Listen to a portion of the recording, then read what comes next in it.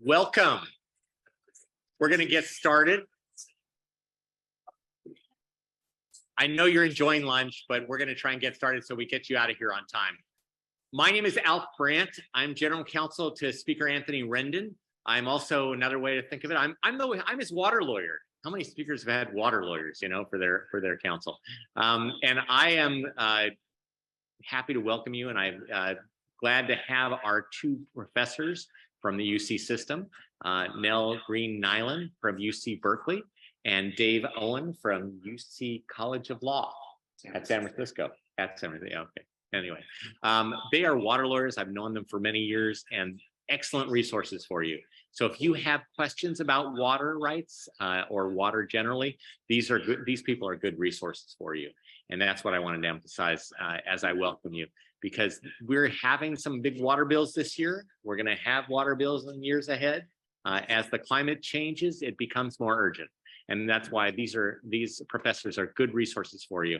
And with that, without further ado, I'm going to welcome and invite you and introduce Louise Bedsworth. Okay, from UC Berkeley's Center for Law on the Environment and Energy and Environment. Okay, Louise. Hi, everyone. Thank you so much for joining us today. My name is Louise Bedsworth. I'm Executive Director of the Center for Law, Energy, and the Environment. We're really excited to be doing, I think, our first in-person briefing in quite a number of years here in Sacramento. So we are really looking forward to doing more of these. CLEE is a research center within the law school at Berkeley, really focused on helping support implementation of climate and environmental solutions. And so we are really eager and excited to share our work with you today. As they were already introduced, we have Nell Green-Nyland, who's a senior fellow in our water program, the Wheeler Water Institute at CLEE, and Dave Owen, professor of law, who is also one of our advisory board members at CLEE. So do feel free to reach out to us with more questions. And when things are, when you're working on problems, know that we're here to be a resource for you all. So thank you for joining us today, and we look forward to the briefing.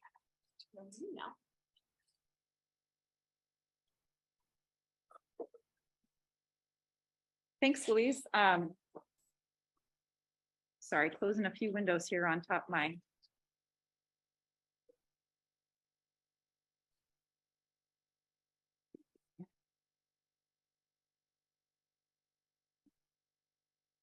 All right. Yeah, welcome everyone. I hope you can all hear me. In the room, can you hear me? And online, I hope you can hear me too. Let us know if you can't. We're really excited to be here with you in person in this legislative office building, and then also that we were able to figure out a virtual option as well for those who wanted to join online and couldn't make it. So huge thanks to Alf Brandt, who already spoke, for helping us get this space. Our goal today is really to brief you on key takeaways from our recent report, Managing Water Scarcity, a Framework for Fair and Effective Water Right Curtailment in California. We think this topic is really important, and we hope the report can encourage and support state action to help California set the stage for better managing water scarcity. Dave and I are going to present first, and then we'll take questions. For folks who are joining online, please add your questions to the Q&A feature, as we won't be able to look at the chat. If we aren't able to get to everyone's questions today, you should feel free to follow up via email, and we'll have our emails at the end.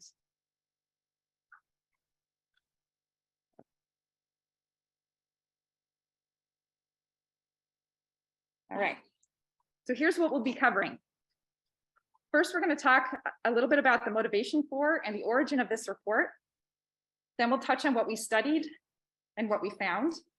And we'll talk about our recommendations for state action on this important issue.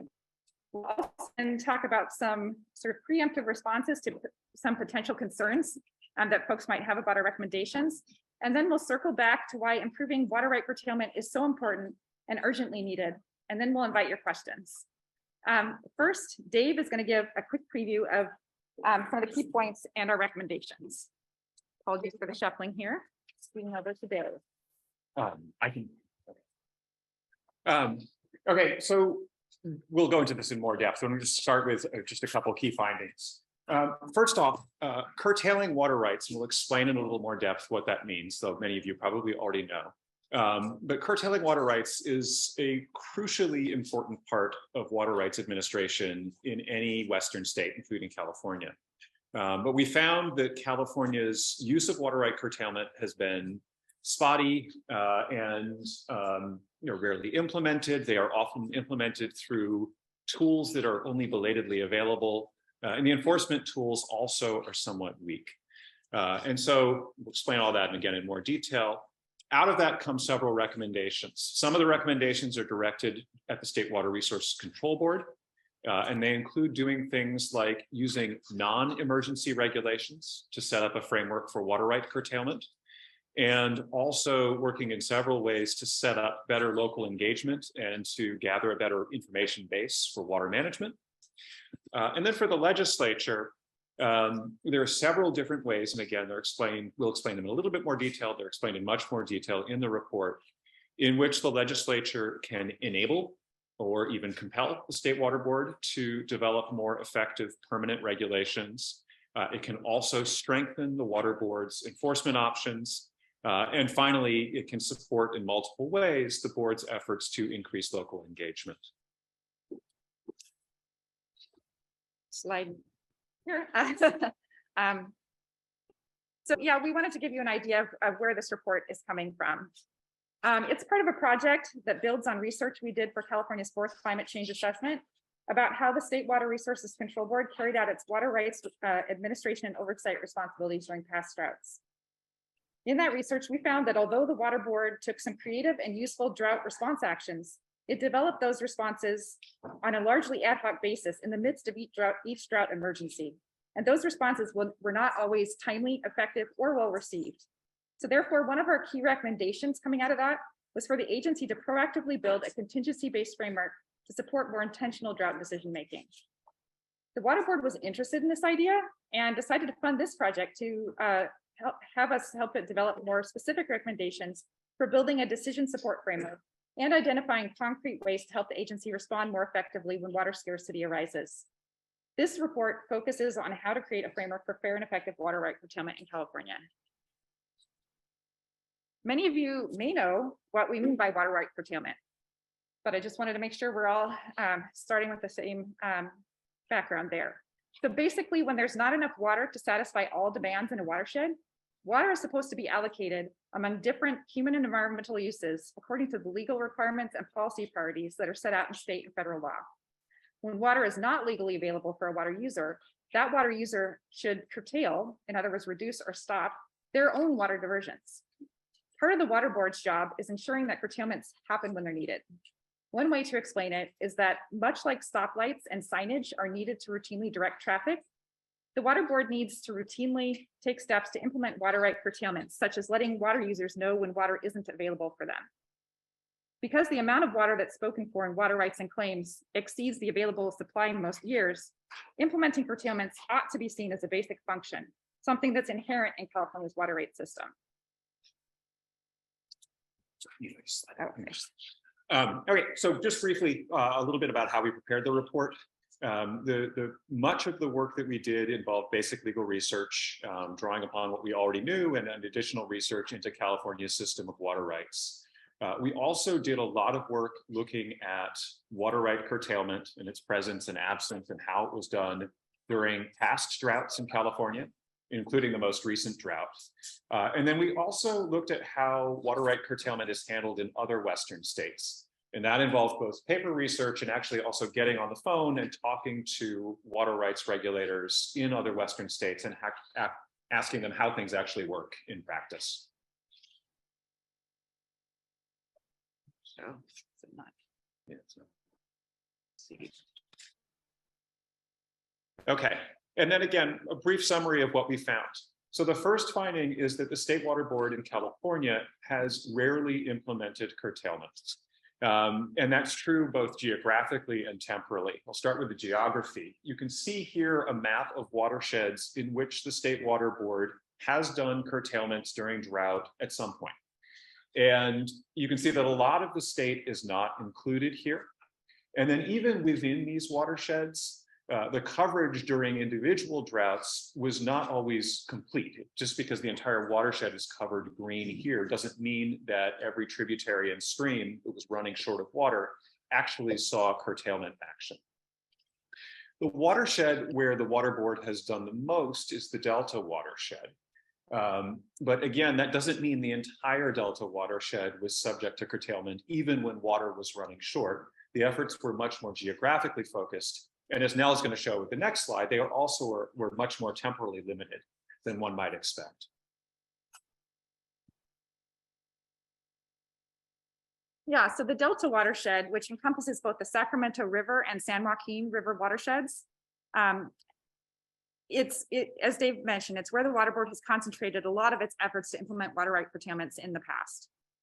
So this slide shows a timeline of curtailment-related actions that the Water Board took in the Delta watershed between 1970 and 2022. What I want to highlight here is that the Water Board has only issued drought-related curtailments or curtailment orders rather during the last two major statewide droughts. So that's during the years that are identified with black arrows on the slide. So in 2014, 15, and 16, the Water Board issued curtailment orders to protect flows for fish and a few tributaries in the Sacramento River. So as Dave mentioned, it's not always, spatially a lot of coverage. So that's that first black outline blob up there. And then in the only time that the Water Board has actually issued curtailment orders to diverters across the broader watershed is in the last few years. Again, this is the watershed where the Water Board has done the most work to implement curtailments. So another key finding helps explain why there hasn't been a whole lot of curtailment activity, although this is just a partial explanation. We found that when the board has implemented curtailments, it has typically relied on emergency regulations. And under the existing statutory regime, the board can't begin implementing or begin developing emergency regulations until either the third year of the drought or a gubernatorial drought declaration. And what that means is that it isn't until long after the drought begins that the process of developing a framework for essentially regulating water rights even begins. And then there's additional time that has to be spent actually developing the regulations before they can actually be implemented. So it creates major time lags between the need for some sort of water right regulation and when it actually takes place. Even once the regime is in place, we also found that the enforcement tools that the board has are grossly inadequate. And again, this is partly because they are procedurally cumbersome, and it is also partly because the penalty amounts that are available under existing statutory regimes are very limited. And so a prominent example of this is last summer's scandal involving the Shasta River Water Association, where over a 7.5-day period, the water users took almost half of the flow of the Shasta River fully illegally. There was no question that they were doing so in violation of board orders. And yet the total fine for this entire period under the existing statutory regime amounted to about $50 per water user, so not much of a deterrent.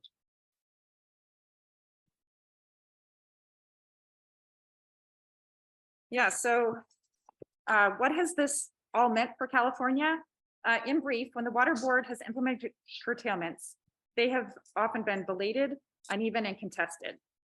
So this figure provides an illustration. It shows a timeline of curtailment-related actions and flow in the Shasta River watershed between October 2020 and September 2022.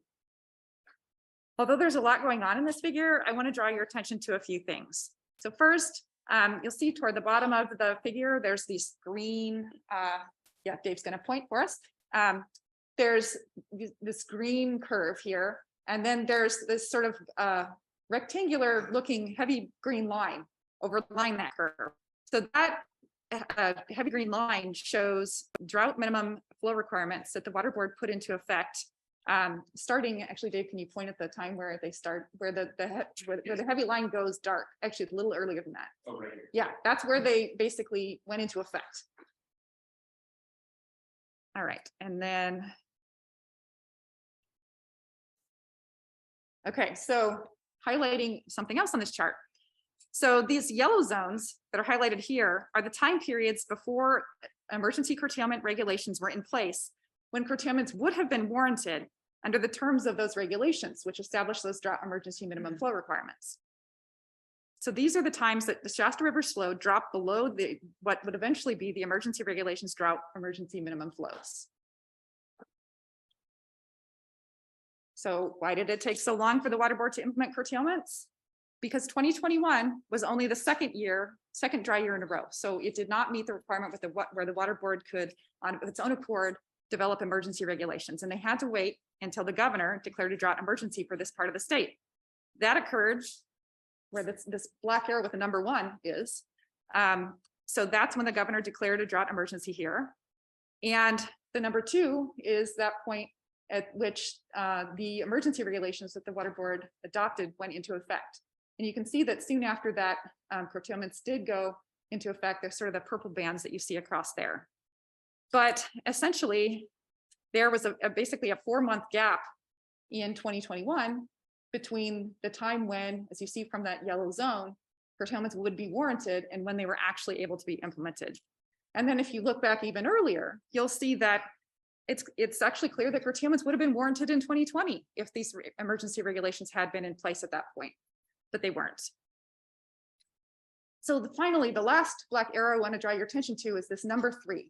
And that is this curtailment violation that Dave mentioned previously, the Shasta River Water Association. So for almost 8 days, they diverted, as you can kind of see on that green curve below, over half the flow of the Shasta River. And that is a pretty dramatic, I think, point on this diagram. Essentially, the reality is that when the Water Board relies on belated emergency regulations and inadequate enforcement mechanisms, it can't effectively stop people from taking water out of turn. This deprives more senior water users of water that they are entitled to. It forces communities to struggle to meet basic human needs for water, and it harms the ecosystems that we all depend on. So I'm just going to real quickly give you an overview of our recommendations for what the state should do about this. They fall into sort of 3 categories. The first is recommendations, as Dave kind of mentioned earlier, that are for the State Water Resources Control Board itself. Then we have a batch of recommendations that's really for the legislature. And then we have another group that's things that the Water Board could do, but could do a lot more effectively with some additional support from the legislature. So I'm going to speed through these, as I mentioned on the slide, but the report includes more detail for each of these. So just so that you know, and can go take a look if you're interested in learning more. So first, for the State Water Resources Control Board, we think the number 1 thing that it needs to do is establish a basic framework for routine curtailments through standard regulations, non-emergency regulations. So this will be a framework that will exist that you won't have to wait to trigger it until the 3rd year of a drought or the governor declares a drought emergency for the area. We also think that when the Water Board does this, it would be really helpful to include a due process analysis in the rulemaking record to really explain how those regulations and the actions it will subsequently take under them meet state and federal due process requirements. Finally, we think that emergency regulations can still be a really useful tool, but that the Water Board will want to develop best practices for how to use those in kind of a supplemental way to kind of tinker around the edges during droughts when those emergency regulation authorities are available. And we think they may be especially useful in tailoring watershed specific curtailment related requirements. For the legislature, one big thing we think the legislature can do is to help the Water Board be able to adopt more effective curtailment regulations. One thing that we think is important is that the legislature clarify something that we already think should be true and based on our reading of the law, but to clarify that the Water Board has the authority to implement priority-based curtailments for all diverters, regardless of their basis of right. Second, we think that emergency rulemaking authority that currently exists doesn't really reflect the reality that we're living in now and that we're going to see in the future. And we think that you shouldn't have to wait till the 3rd year of drought before you can use those provisions. So we think that at a minimum, extending that rulemaking authority so that it's available in all critically dry years would be really helpful. And then finally, I mentioned already the watershed specific provisions for these non-emergency regulations. we think that there's going to need to be updates to those more frequently than other parts. And so we think that one way that the legislature could really assist that is to actually require the water board to adopt those provisions through emergency regulations, which is a little bit more expedited process, because those requirements may need to be updated more frequently, and frankly, you would want them to be as accurate and useful as possible. So the other batch of recommendations that we have for the legislature are about enhancing the enforcement options. So number one, we think it's important to clarify that the water board has authority to address any diverters curtailment violations, regardless of their basis of right.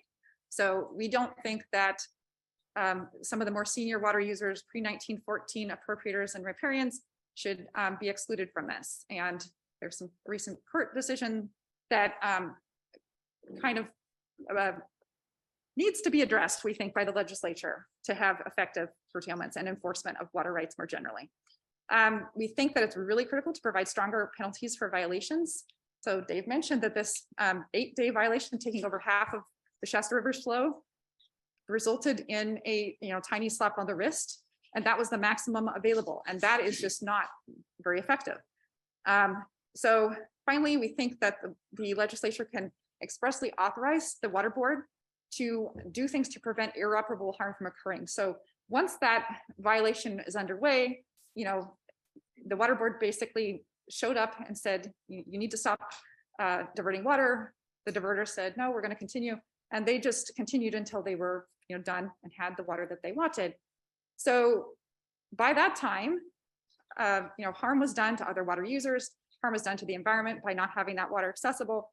And so the water board needs to be able to do things like issue interim relief orders while there could be a hearing pending, other enforcement actions pending. And we think that the water board should have the authority to do something that actually is common in a lot of other Western states, which is that it can physically go out there and shut off the diversion, which is not something that is currently understood that it can do. And then finally, this bucket of things that we kind of have labeled for the State Water Resources Control Board with support from the legislature. And this includes potentially some financial support, some funding, but also other means of support that we just go into more in our report.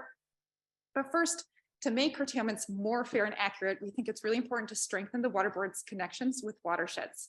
So they're a state level agency, and they do have people who, especially during the recent droughts, have really gotten to know in detail what's going on in certain watersheds better. But we think that that type of thing needs to happen more across the state. And we think that the water board should have the ability to appoint water masters that are modeled after the Delta Water Master. We have a former Delta Water Master here in the audience with us today. Thank you for joining us. But we think that that is a good model that could be effective in other watersheds. We think that it's important for the water board to improve the data that inform curtailments, including by requiring more frequent and more timely reporting of water diversion and use, because right now reporting is generally, it's lagged by like over a year. And so if you're trying to really operate in the here and now, it's challenging to do that when you don't have current data. And we also think that it's important for the water board, with support from the legislature, to accelerate the development and implementation of in-stream flow requirements to ensure that curtailments not only protect water rights, but they also protect water quality and public trust uses and the environment. So Dave. Yeah, so I'm going to try to anticipate a couple of potential concerns about the recommendations that we're raising here. And so one of them that I think we've heard versions of this in some of the recent legislative debates is people saying, look, water rights are just too complicated to make the kind of quick decisions that you're describing here. And we think there's a couple of problems with that argument. One is that the lack of action and timely action is itself a form of action. If the board simply waits and waits and waits and makes very, very slow and deliberate decisions or no decisions at all, then that's effectively empowering whoever is most aggressive about grabbing water rather than who actually has a legal claim of right. The other response to this argument is that the sort of routine and timely administration of a water rights system that we are describing here is routine in other Western states. Not all of them and not in all watersheds, but we've had multiple conversations with people in other parts of the West who said, yeah, we do curtailments in our watershed every summer. And we just get on the phone and we say, hey, Rancher Bob, it's time. And he says, okay, and he shuts off the diversion. That's the process. So the kind of routine administration that we are calling for here is something that California is lagging behind other Western states in providing. Second question is, well, what about due process? So for those of you who aren't lawyers, the United States Constitution and the California Constitution both establish due process requirements that apply when government entities are making individualized decisions. So one or a small group of people or companies that implicate property rights. And so water rights decision-making is subject to due process constraints when those decisions are made on an individualized basis. The catch, and so this has been the basis for a lot of arguments with people saying, well, no, you can't expedite the process. You can't streamline it, can't be more efficient because that'll create all kinds of due process problems. In fact, under both federal and state law, due process is a very flexible doctrine. And I've got a couple of quotes here from federal and state cases. The Idaho case involves water rights administration that all capture the general principle that due process doctrine gives government a lot of latitude to make quick decisions when government can explain why those quick decisions are necessary. And that is going to be true, that should be true in the water rights context, just as it has been in the many other contexts considered by courts in and outside of California. So that leads, I think, to a couple of principles for due process. The first and more general principle is that the state can have much more expedited water rights decision-making procedures. It's just going to be helpful if those procedures come up and are challenged in court if the state has built a record explaining why it is using those more expedited procedures. Second and more specific point is that water rights could be curtailed without having a hearing prior to the curtailment. A basic due process requirement is that there be an option for a hearing at some point. But both federal and state cases, again, are very clear that where a decision needs to be made fast to protect the public interest, and that's true with water rights in a drought, the decision can be made and then an after the fact hearing can take place if somebody wants it. And then finally, well, the argument we're making here is that constitutional requirements for due process are quite permissive and give the state a lot of latitude to choose its decision-making processes. That doesn't mean the state shouldn't think about what's fair and efficient and appropriate procedure. And the state can, and in many cases does, provide more procedure and more protection than due process or constitutional due process require. That's appropriate. We're just arguing that the constitutionalizing the question and making it sound like this is a matter of constitutional necessity is a mistake in this context. Last potential concern we'll talk about here is that one of our core recommendations could lead to a cumbersome and unsuccessful process. So specifically, we are arguing that instead of relying heavily on emergency regulations and exclusively on emergency regulations, the state should use regular rulemaking to develop permanent regulations that provide a framework for water rights administration during times of shortage. And there's a risk there that could lead to, it's going to be controversial, it will take time, it could lead to a watered down product. And we think this is a very real risk.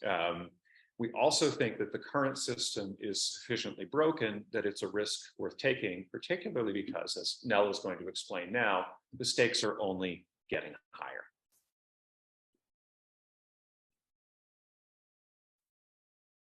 Yeah, so before we close, I just want to emphasize why improving water rights curtailment and water rights administration during times of shortage more generally is just really important and urgently needed.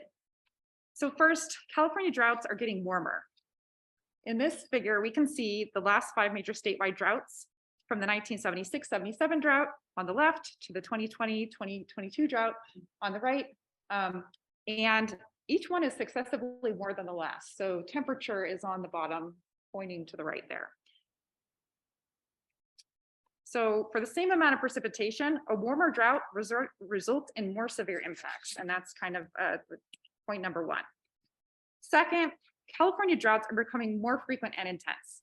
This chart shows the percentage of California's land area that fell into different categories of drought according to the US Drought Monitor from 2000 on the far left to 2022 on the right. It's becoming increasingly clear that it's just not feasible to treat drought in California as an unpredictable emergency rather than a basic water management challenge. And finally, curtailments are needed on a regular basis, not only during times of extreme crisis or only in certain watersheds. This is because water scarcity is very common in California. In this figure, we can see how a particular drought severity index, the Palmer Drought Severity Index, varies across the state for the month of June in each of the last 52 years.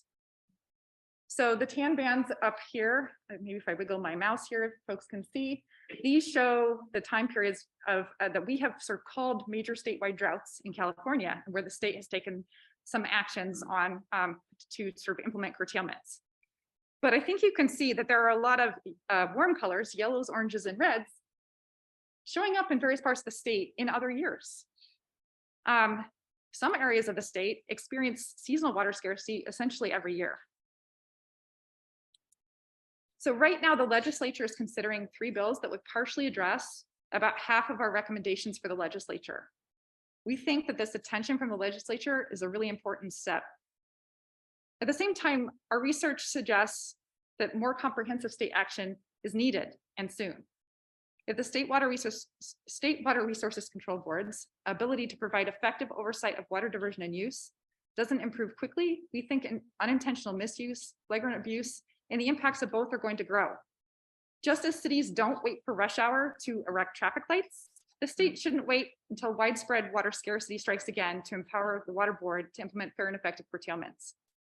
And I want to just really emphasize that this is not about radically reforming California's water rights system. In fact, it's about ensuring that the water board can perform a basic function that is critical to and inherent in the existing system, providing effective water rights oversight. So here are email addresses in case you'd like to email us with thoughts or questions. And we want to thank our co-authors on this report as well. Jennifer Harder from the George School of Law, my CLEE colleague, Mike Kaparsky, and Michael Hanneman, who is an emeritus UC Berkeley professor and also teaches at Arizona State. And also I'm going to point out Dominic Moscatello, who is in the audience here, who helped with some research as a research assistant as well. And we would like to thank the Water Board for funding this work. We also received additional support from the USDA funded Secure Water Future project. And thank you for listening, and we're happy to take some questions now.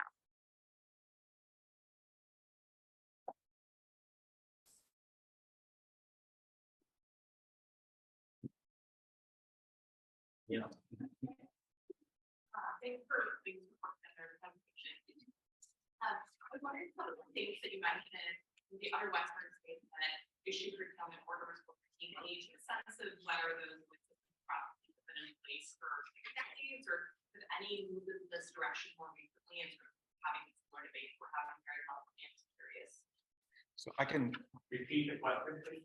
Yeah, so the question was, other Western states that are implementing curtailments more routinely, is that something they've been doing for a long time, or is that something they've moved to more recently? So we both talked to different states, and then some other people on our team talked to states as well. I'll speak briefly to Oregon, and in Oregon, the answer is both. There are watersheds in Eastern Oregon where this kind of routine curtailment has been going on for a long, long time. And there are other watersheds in Oregon, particularly like the Klamath watershed, where adjudication happened much more recently, and the adjudication settled tribal claims, which basically then created environmental requirements for in-stream flows. And the state has had to start doing curtailments more recently and painfully, like controversially. So I think there's a range in at least in the states that I looked at. Yeah, and I think that's the case for a number of the states that I looked at. And I'll just mention, and Colorado does a pretty consistent job of this in many of its watersheds. You can actually find like complete records, as far as I'm aware, on a state website that show basically they have people put in a call for water. They say, I need water, I would like water this time. And if that placing that call for water is going to require more junior diverters to cease diversions, then that gets transmitted to them and they do that. And there are also, many situations in certain areas that have undergone adjudications where there are established folks who actually it's their job to basically drive around and shut off head gates and open them. And they do this, kind of on a daily basis. And, there's someone who goes the first half of the day and there's someone who goes the second half of the day and they're just riding around opening and shutting gates. So this is something that can happen and does happen in many areas. I think one of the challenges is that in many of the parts of other states where it's most effective and least contested and everybody's really used to this, these are areas that have undergone adjudications where everybody is really clear on everybody else's water rights. And in California, that is much less common. And part of the thing I want to circle back to is Dave's comment that inaction is still action. And so if we just pretend, well, we don't know enough to do this, we're still making a decision. We're still having impacts, and we can do a better job, even if we don't have everybody's rights nailed down perfectly, than we would by just, letting everything play out without any oversight. Sure. Question, specifically, thanks for the presentation. Now you mentioned when there were conditions that allow the board to physically stop the diversion. And I guess in the Shasta case, they expected. Yeah. And they couldn't. What does that look like? Does that involve local law enforcement or? So. How do you? Yeah. It's a great question. I'm not, just to repeat for folks online, the question was about what would it look like to have the water board physically stop a diversion. And I think it can look like different things in different states. So I think many states actually delegate that responsibility to others. And that's where I'm mentioning the folks who it's their job to drive around and shut off head gates. And it's actually, there's provisions under state law that you are on the hook for various penalties. I think some of them even criminal, maybe, if you reopen a head gate that they closed, for example. And so it's often delegated, but like, for example, I looked at the state of Nevada, and that very clearly lays out that the Nevada's water rights regulator has the authority to do that directly. But I think usually in practice, what happens is there's a local person who gets this delegated to them to do, to go out and check or to confirm that people are taking water or not as they should. But yeah, it would, I think the specific outlines of how that would look in California, I'm not sure, but I think in combination with our recommendations to really have more regional liaisons and have people who are in closer contact with watersheds on the ground, I think we'd imagine that it would maybe take some of that delegation sort of appearance where there'd be local folks who would be involved in doing that as opposed to the state water board directly, ideally. One other question on due process, and your rebuttals to the arguments that you're hearing on the bills. Would you also say that if you're illegally taking water, you're depriving someone else of the right, or their property right? Is that fair to say? Oh yeah, absolutely. If you were, yes. Do you want to repeat? Yeah. Oh, so the question was, this pertains to due process. And the question is, if you are illegally taking water, does that mean that you are then depriving someone else of water? The someone else could be the state, the public, because of a public trust interest in flows. It could be other more senior water users. It could be both. But yes, I mean, the basic reason why expedited decision-making is so important here is that if you take water out of turn and say, oh, but you can't touch me, my property rights, I need due process, that just shifts the penalty to somebody else who had a stronger claim of right. We could take a question from online here, Dave. Do you?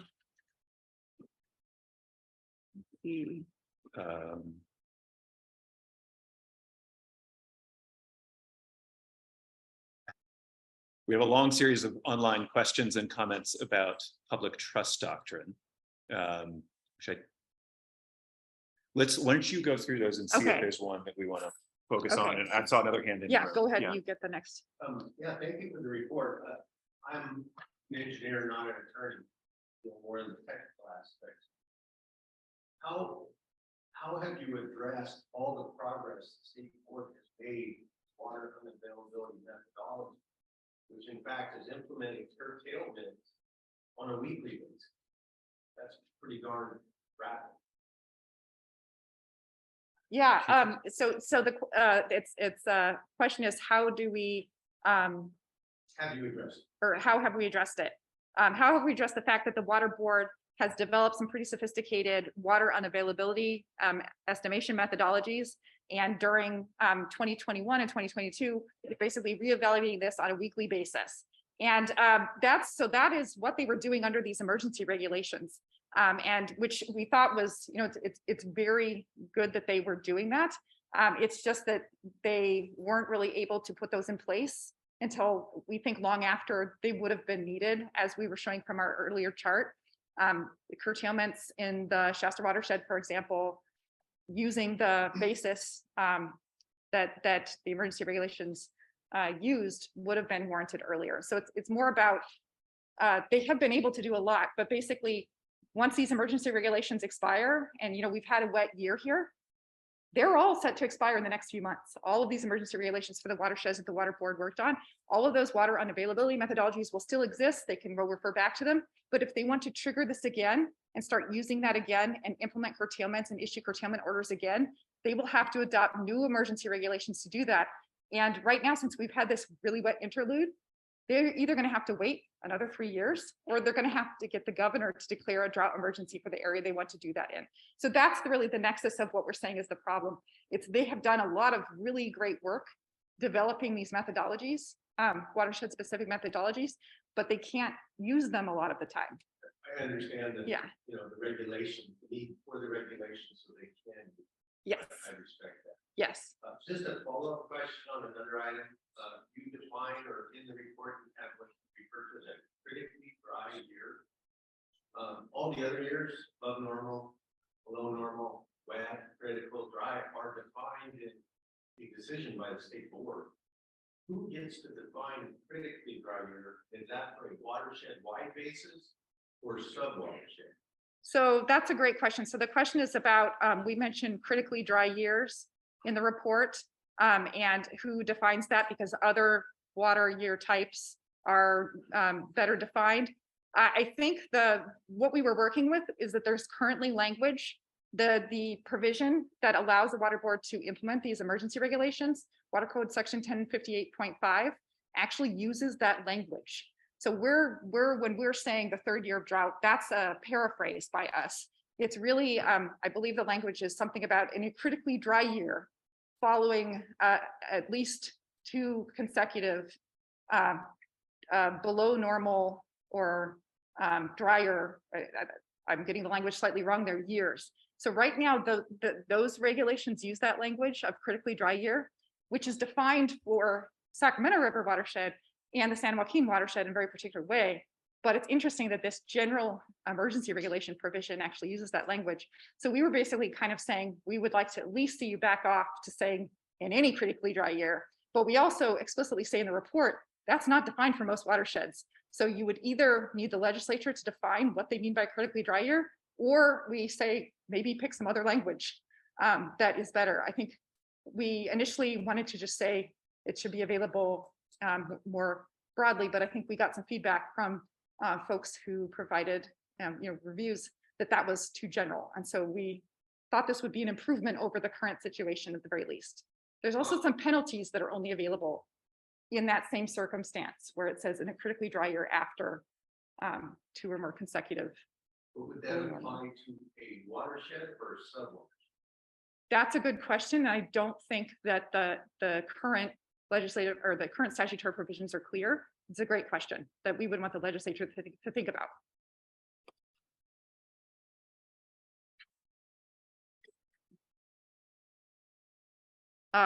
Well, in terms of I actually think this is a terrible question, because I think we haven't really talked about the public trust doctrine.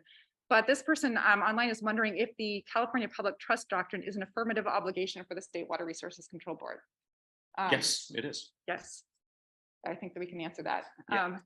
They basically are, all state agencies are supposed to be taking into account the water board whenever it is making the various decisions that it makes and weighing that.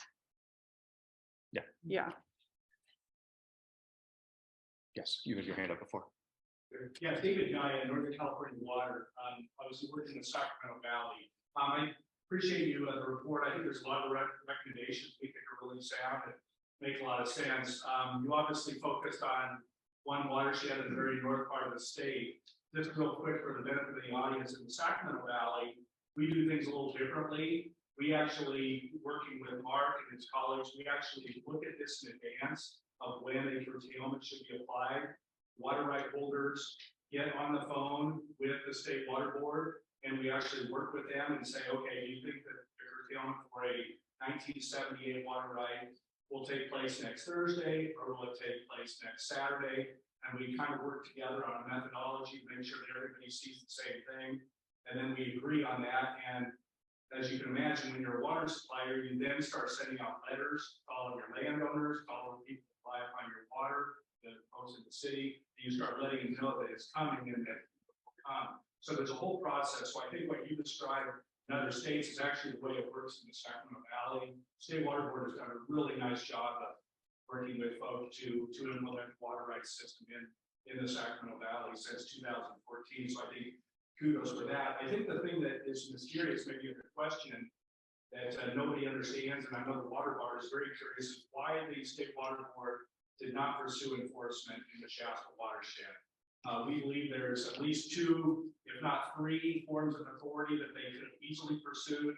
They chose a press release, which I don't believe is an enforcement mechanism. So I think we're all sitting here having a debate, unfortunately, when in fact we would have all benefited if the State Water Board would have pursued that enforcement in the Shasta watershed, because nobody condones what went on up there, right? Nobody. So Yeah. anyway, you have the insight into why. So, We spent about. I just want to give a small, very short recap. So that was a great comment and question. One thing I wanted to note, so basically saying we looked at today the Shasta River watershed, which is a small watershed in Northern California, and that does not represent the whole state. We were using that example because we thought it showed multiple different things that we could point out real clearly on that chart. But we did look at the other watersheds that have been curtailed in this report, just to make sure you know that. And so we have similar things in the report for them. But basically, the question is, why did the water board not pursue stronger enforcement action when there was this curtailment violation in the Shasta River watershed? Essentially, there are a number of things that they could have pursued that they did not. And this is a good question. Dave, do you want to take a first? I need to make you speak for the water board. That's Well, yeah, I just don't know if you have the insights. We presented this to a Berkeley audience Yeah, yesterday. same question. Same question coming up Yeah. from former AG's office folks. We spent half an hour talking about it on the car ride up. We don't know. Yeah. That's the honest answer. I mean, We don't know. yeah, I can speculate that. So this violation happened in August of 2022. The California Court of Appeals came out with a decision that restricted the application of kind of the major kind of penalty provision statute for unlawful water use for the particular type of diverter that the Shasta River Water Association is. They have a 1912 water right, so they're pre-1914 appropriators. And this court decision decided that this particular statutory provision, which would have allowed penalties of $1,000 per day plus $2,500 per acre foot of water unlawfully diverted, which would have come out to more than $1 million. This was not available because they have a 1912 water right, and this court decision decided that you can't curtail amongst those folks. You cannot use this particular statutory provision to address that issue. So that happened in September. And then the statutory provision that's left is a $500 per day penalty. So that is $500 times 8 days is $4,000. And I think what everybody's asking is there's more that the water board could have done. There are other things. They could have gone to the Attorney General's office and asked the Attorney General's office to pursue a court injunction, for example, and that did not happen. But I have the feeling that having this court decision come out that went from a potentially $1 million fine to a $4,000 fine spread amongst 80 different parties, maybe made it seem like this was not as worthwhile and would have taken a lot of investment and effort from the board. This is just speculation. I just don't know the answer. So I wanted to come back to the first thing that you were talking about, which is the collaborative efforts that are already on the ground, Sacramento watershed. And I think one of the things that is appealing about permanent regulations is that if they're done well, and I think they would be, they can create a framework for that sort of collaboration. In other words, they can create a default set of outcomes, but also can leave space for people to come up with alternative arrangements that either a different implementation method or somewhat different requirements that are sensitive to local conditions and just as least as protective as the regulations themselves. It can be somewhat harder to create the kind of collaborative arrangements that you're talking about if the legal regime is uncertain and it's evolving on the fly and perhaps changing with each drought. Sometimes, not always, sometimes it's easier to negotiate when you have some uncertainty, but oftentimes having a clear framework could, and we think should, and we talk about this a little bit in the report, should create space for the kind of work that you're talking about doing. So my question really connects to what we were just talking about and back to public trust. The notion that the State Water Board has responsibility for assuring that the precious resource belonging to people in the state, that those beneficiaries get the water. Typically, we have thought of that as the environment, and the environment is really what has gotten the shortage first in prior droughts. So what about making decisions about those minimum flows, figuring out what the minimum flows are, and imposing those on sub-watersheds? For instance, at the confluence of this river and its major river, this much water in this season has to be available, and essentially creating an environmental water right and the responsibility to manage that right for the benefit of the state, which essentially, as you said, is for beneficial use to the environment, in stream flows for fish and habitat. What about that? I think that's completely complementary with what we're suggesting. I mean, the basic thrust of what we're saying is let's have clarity about what the rights are, how they're going to be implemented, and what and also what environmental flow requirements exist. And then let's have a state water board that's empowered to actually make sure everybody's playing by the rules. And that's a part of the rules that is often very undefined, and defining it more clearly would be really helpful. In a year where we have 100% of water deliveries from state water project that we have the board readopting emergency plans, even though we have this emergency order still out there that may not be valid for today. And so we lessen the requirements for the board adopting an emergency. We lessen the requirements for the governor saying there's an emergency.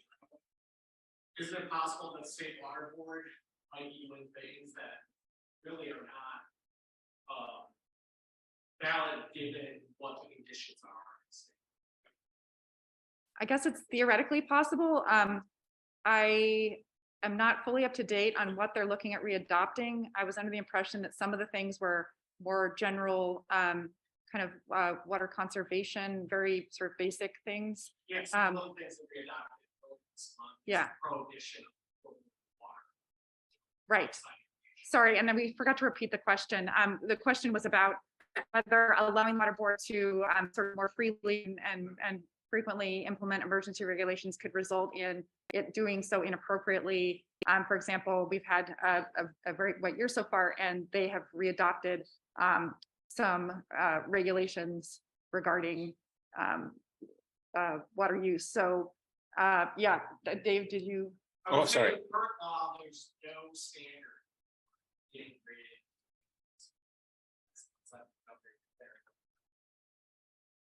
Well, the governor actually issued executive orders a while back that pulled back almost all of the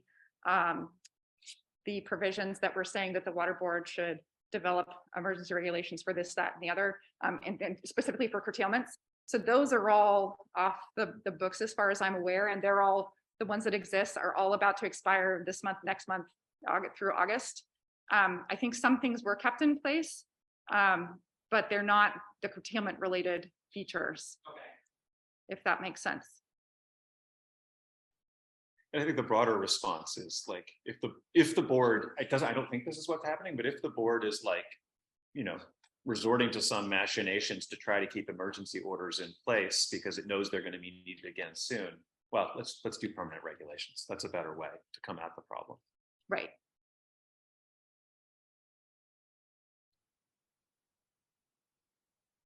So I think that one's more of a comment than a question. Any other questions? I know we're at 1 p.m. here, so One last one. Yeah. What's your favorite state? What's your favorite Western state water statute? Oh my goodness. So I would say The question was, what is our favorite Western state water statute?